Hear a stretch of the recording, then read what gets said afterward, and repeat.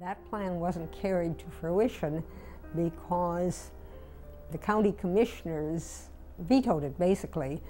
They had pressure from businessmen who didn't want the competition, felt there'd be too much competition if there was a straight shot to the beach, would hurt the Matthews Bridge. And so, as a result, they have this connection where the Hart Bridge sort of dumps into the middle of Beach Boulevard.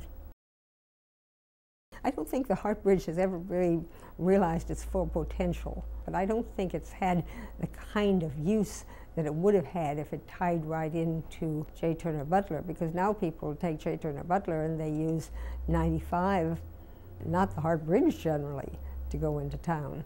So I think it's been an underused bridge because of that. The Hart Bridge has, in one way, made its own impact on the culture of Jacksonville. One of the most popular annual events in Jacksonville is the 15K River Run. But for most people, it's not so much a race as it is a personal challenge and an enjoyable community happening. And this is one of the great all-time heart stoppers in running, because you look up and there is this huge Hart Bridge looming ahead of you. And now you've got to negotiate this bridge that rises up to the heavens. And the payoff comes when you get to the top. When you reach the top, you can look out and you can be inspired by the city. You see the stadium, you see the tall buildings, and you know that it's all downhill from there. As Jacksonville continued to grow, the need for an outer beltway to assist interstate traffic in bypassing the city was on the minds of many. More significantly, a bridge was needed to connect southeastern Duval County with western Duval County, as well as Clay County. The Buckman Bridge changed life for residents on both sides of the river. Before the Buckman Bridge was built, in the earliest period, the Acosta Bridge, the old original Acosta Bridge, was the only way back and forth across the St. Johns River. To get over to the west side, either had to drive 10 miles downtown to cross the Fuller Warren Bridge, or 10 miles to the south to cross the Shands Bridge and Green Cove, and that was very inefficient. So for a land-based traveler to be able to get back and forth across the St. Johns River really would have required, and did require for a long time, a pretty long journey in land miles of travel. The Buckman Bridge really shortcutted a lot for people, stimulated a lot of growth that came after as well. Once the Buckman was completed and open to traffic, it began to change the socio-economic pattern, certainly of our side of the river, which is the Orange Park side, and probably had the same impacts to the east side of the river, which is the San Jose area. The Buckman Bridge really changed the human geography of Clay and St. Johns and Duval counties. And by human geography, I mean the way that people think about the places that they can get to conveniently. The human geography that results from highways and bridges, such as the Buckman Bridge, just changes people's idea of what their options are in life a great deal. We take it for granted, but it is really essential. I-295 and the Buckman Bridge have contributed to Jacksonville's experience of a phenomenon that geographers and economists call the Edge City phenomenon. And that phrase comes from a 1991 book by Joel Giroux, Edge City, Life on the Urban Frontier.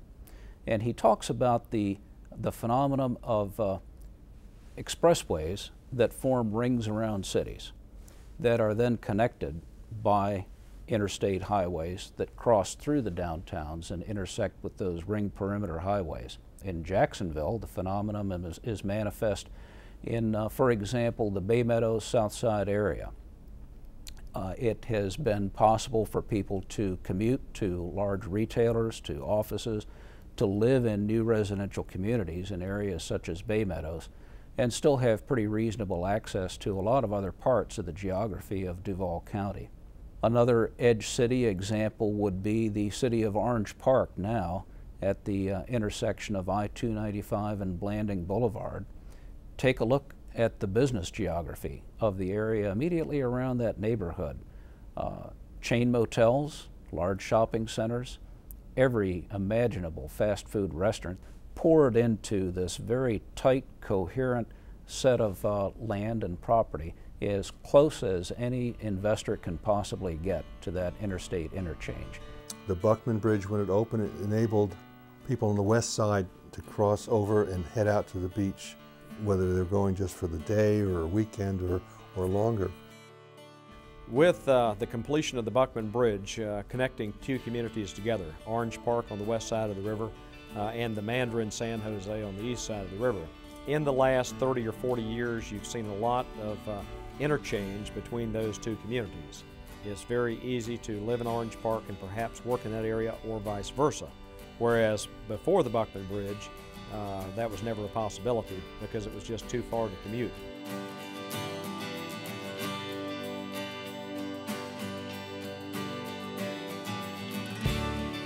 It was known as the Bridge to Nowhere.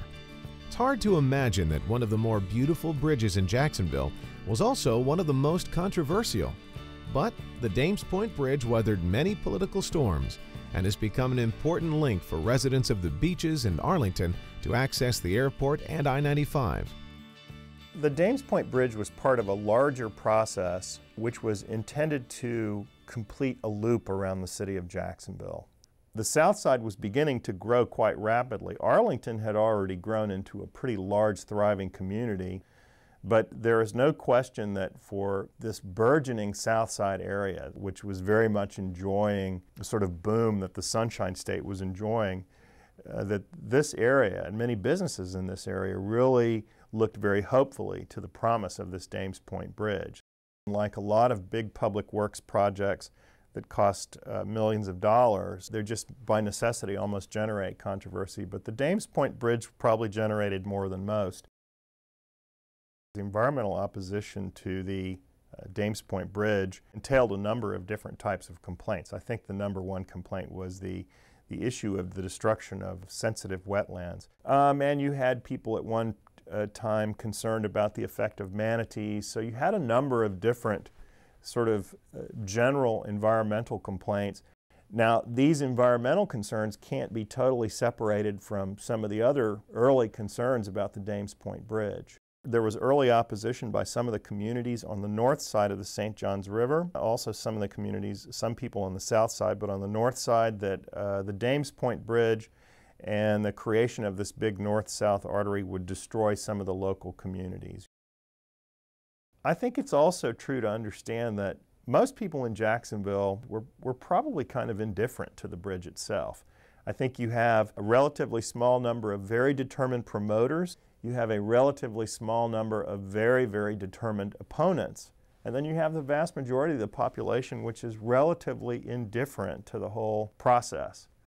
I think it's probably safe to say it was promoted to the general public in terms of overall economic prosperity, the image of the city of Jacksonville, the convenience of living in a city that had a modern north-south artery, the convenience that allowed you to enjoy all the wonderful recreational amenities of living in Jacksonville. I think for most people, the bridge today, what they think of is this is a beautiful, big, spectacular bridge that enables me to go really fast up to the airport if I have to, or enables me to go really fast up to Big Talbot Island or towards Georgia or Amelia Island if I want to.